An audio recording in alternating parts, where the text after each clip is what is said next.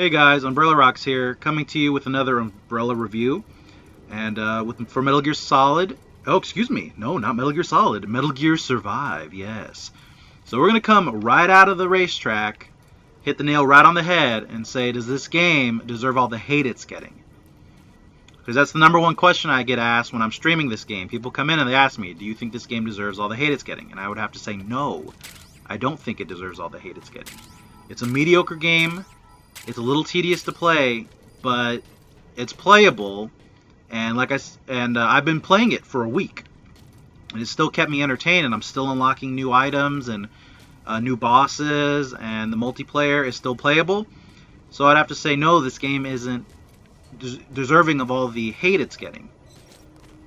And I think the reason that is for three main reasons. One, this is not a Hideo Kojima Metal Gear Solid game. It's actually the first main Metal Gear that hasn't had him at the helm. I could be wrong about that. So I think people are hating on it for that. Secondly, I think people are hating on Konami and their shitty business practices, which I'll talk about that later. And thirdly, I think people are hating on this game because of what Konami did to Kojima and how they pushed him out of the company and really screwed up Metal Gear Solid 5, which is a shame. So I think people are hating on the game for factors that aren't really in the game's control, or the developers for that matter. And going on to Konami's shitty business practices, the number one thing I've seen of why people are shitting on this game is because of the microtransactions, which all of them tell me, oh, you have to buy, an extra slave slot. No, you don't. You don't have to buy an extra save slot. Now, it's optional to do it, but you don't have to. I have not purchased any of the microtransactions that are in this game. And I do agree, they are bullshit business practices. Konami is really screwing the gamers over, putting those shitty microtransactions throughout the game. But you do not have to buy them. I haven't bought any of them. I don't plan on buying any of them. And I implore my fellow gamers to not spend a cent on any of these bullshit microtransactions. But they do not make the game unplayable. The only thing they do is, if you don't know it, they can screw you out of getting one trophy. It's because there's two endings to this game. There's a good ending and a bad ending. Now, I didn't know that, so when I beat the game, I just kept playing. And I hit a point too far to reload a save and go back. So I got screwed out of getting that last trophy. But I'm not going to buy another slave slot to unlock it. I'm just not going to. So again, on the microtransactions, yes, they're in the game, but you do not have to buy them. They're completely optional. Though I do agree they're bullshit. Eat a grenade. So, going to the actual content of the game, it's like I said at the very beginning, it is a mediocre game. And it's very tedious to play, believe it. The single player, that is.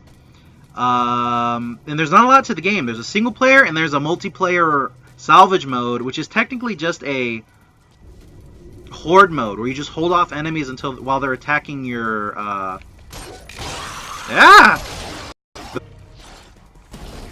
in a pickle. You just have to hold off enemies while they're attacking your wormhole digger. That's it. That's all there is to the game. There's not much. So, the game's mediocre, and the game is very tedious, especially with the food item management. At the beginning of the game, I hardly had any food. I was literally having to eat rotten food and drink dirty water to survive. And it was like that all the way up from the early game to middle game. And it wasn't until the end that I started getting my food supply under control. And now at the end game, I have so much food, it's literally going rotten before I can eat it. I'm having to throw away food because it's spoiling before I can eat it. I have so much. And I really think the game could have used a little bit of balancing with that. Like I said, the beginning, middle of the game, the game is going to be called Metal Gear Survive for a reason. You're going to be just trying to survive. Where at the end game, I have so many farms, I have so many guys farming and growing food and ranching and farming animals that I have so much resources I don't know what to do with them.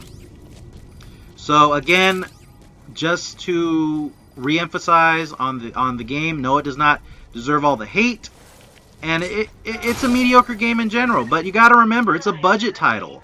Like I said, I paid $30 for this game, and it has kept me entertained for the week that I've been playing it, and there's still shit I'm unlocking. Now, we're going to go into whether you should buy it or not, and there's two different types of gamers I want to talk to on this. So there's the first type of gamer where you do not have enough time to play all the games you own, or just certain games. You just don't have enough time. And if you're that type of gamer, I would say do not pick this up, because it's not worth it. Now, maybe later down the line when they add more shit, it might be, but right now, no.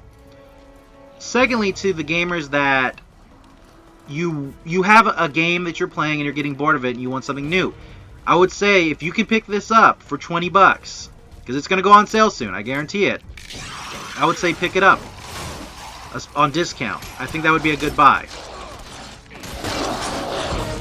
But until then, I would say unless you're looking for a new game to play and you can get this on discount, I would say pass.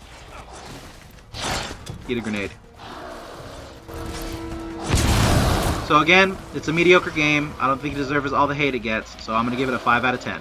Yeah, I'm going to give it a 5 out of 10, just because it is a mediocre game. It's a budget title. You can't hate on it that much. So I give this game a 5 out of 10.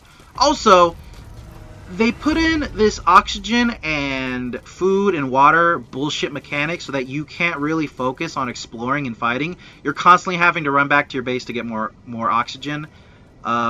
It's just kind of this tedious, monotonous gameplay that they put in there to pretty much spread the game out. Because if you could just run everywhere and do anything, you could beat this game in like a couple hours. But because of this oxygen mode, you can only explore maybe 1 or 2 areas at a time. So because of that, I'm giving this game a 5 out of 10. I really think Angry Joe got really pissed off at the microtransactions and gave this game a 2. Now, don't get me wrong, the microtransactions are bullshit, but this game is playable, and there is a good number of hours of content in this game. So I don't think it's a 2. Like I said, it's probably a 5 would be more realistic.